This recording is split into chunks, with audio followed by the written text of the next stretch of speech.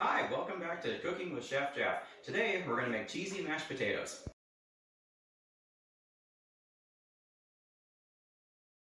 Alright, so for today's potatoes we're going to use russet potatoes. Now you could use russets, you could use Yukon Golds, you could use reds, it doesn't matter. We're going to use russets because it happens to be what we have on hand and they're relatively inexpensive and easy to work with. So first thing we're going to do is just take a peeler and just start peeling the skins off our potatoes. So just drag it through nice and easy, pulling it towards yourself if that's how this peelers work, whatever is comfortable for you. And so I'm going to go ahead and get these potatoes peeled. I'm going to stick them in my colander, I'm going to give them a rinse over at my sink, and then we'll start cutting them up to cook. Alright, we're back. We've got our potatoes have been peeled and rinsed. Note I said peeled and then rinsed. Since we're using russet potatoes, we're taking the whole peel off anyways. There's not really much of a point, unless there's just tons of mud caked on them, there's not much of a point in washing them before you peel them. Just have to wash them again. So we'll just peel them, wash them once, and save the step. So we're back here at our board, cutting board with our damp paper towel underneath so the board doesn't walk away on you. And just like cutting any sort of thing that's naturally round, first thing you want to do is cut right down through the middle of it, cut in half. And that way you got a nice flat base to work with. And as far as mashed potatoes go, you want your pieces as much the same size as possible so they cook at an even rate. So we're not going to do any more cutting in half or splitting. We're just going to start cross-cutting them into roughly the same size. And as we do that, we're going to go ahead and put them into our stock pot. Alright, we're back. We've got our potatoes cut up and we've stuck them in our pot with water. You want enough to cover the potatoes plus 1.5 inches, 2 inches or so. So this is a 2-gallon stock pot, so I've got the water filled up about to the gallon mark. You want plenty of room for the potatoes to circulate around as they cook. You don't want stuff sticking and burning onto the bottom. So we're going to stick it on our burner. We're going to turn our burner to high first, get it good and hot. We're going to throw a lid on our pot, help keep the heat in. And we're going to let this go until it starts boiling, and then we'll probably turn the heat down because we don't want it to foam up and boil over as it's cooking. So while we're waiting for that to happen, we're going to go ahead and talk about stuff we're going to be putting into the potatoes. So I've got a whole slew of things here. I've got butter, I've got milk, I've got sour cream, and I've got cheese. In addition to the seasonings we're going to add later. So what we're going to do to give the butter a head start in melting, we're going to go ahead and put that into a smaller pan. We're going to turn that on to medium, low-ish. We just want it to melt. And once it melts, we're going to put in probably about a cup or so of milk. The thing with mashed potatoes is there's no real definite recipe to them. You just kind of keep adding stuff until you achieve the texture that you want. So in this case, we want nice and creamy and yummy, not dry. So we're going to start with a stick of butter. We're going to start with some milk. We'll add sour cream and cheese as we go at the next step, and we'll just keep adding and seasoning until we get to what we like. So butter's going to melt, potato's going to cook. We'll see you in a little bit. Hey, while we're waiting for that stuff to happen, we're going to go ahead and shred our cheese. So when you're mixing cheese into any sort of liquid, two things need to happen. One, the liquid needs to be a little bit on the thick side, so in this case mashed potatoes, so we're good there. And two, you want your cheese pieces to be as small as possible. So the best way to do that is to just run them through a cheese grater. And you might be wondering, why aren't I just buying pre-shredded cheese? Well, the biggest reason why I don't buy pre-shredded cheese is the pre-shredded cheese tends to come with stuff on it to help keep it from sticking together when it's in the bag. And when you have the stuff that stuff on the cheese, it prevents it from melting properly, or sometimes at all, depending on what it is. So if you're making tacos or making pizza, something like that, pre-shredded cheese is awesome, or burritos even. But if you want to make cheese sauce or you want to mix it into something like mashed potatoes, do yourself a favor and grate your own. Alright, so our potatoes have achieved a nice rolling boil. So now we get to start checking them to see if they're ready to mash. So what we're going to do is we're going to get in here with a wooden spoon and a fork. And we're just going to push on it and see how much resistance the potato gives.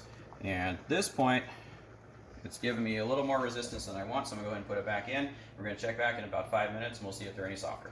Alright, it's been a few minutes. Let's take a look see how we're doing. So we're gonna get down in there, pull out a hopefully different piece of potato than before, and we're going. All right, so take a look. The potato's starting to split, and it fell off. Let's test another one or two. All right, these are getting really close. They're starting to fall apart as you go. So we're gonna give them one more minute, and then we're gonna go ahead and drain them and get them seasoned. All right, so we're gonna go ahead and turn our heat off. We're gonna walk over to our sink where we have the colander that we used before when we were cutting the potatoes and rinsing them off. We're gonna turn on some cold water to help keep the shock from the hot water from hurting your plumbing too bad. Then we're gonna go ahead and pour our potatoes off into the colander.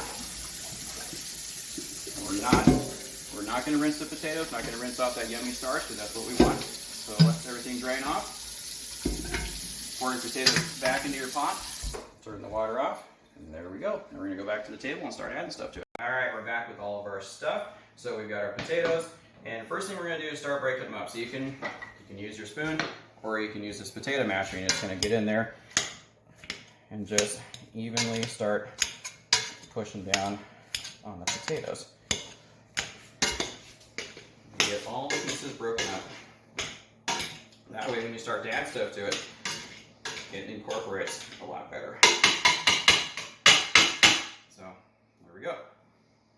So the other side. Now, first thing we're going to add is our butter and milk mixture. So we're going to switch to the spoon. I'm going to go ahead and stir that up a little bit. And you don't have to pour all this in at once. I'm just going to pour in maybe about a third to a half of it and start stirring.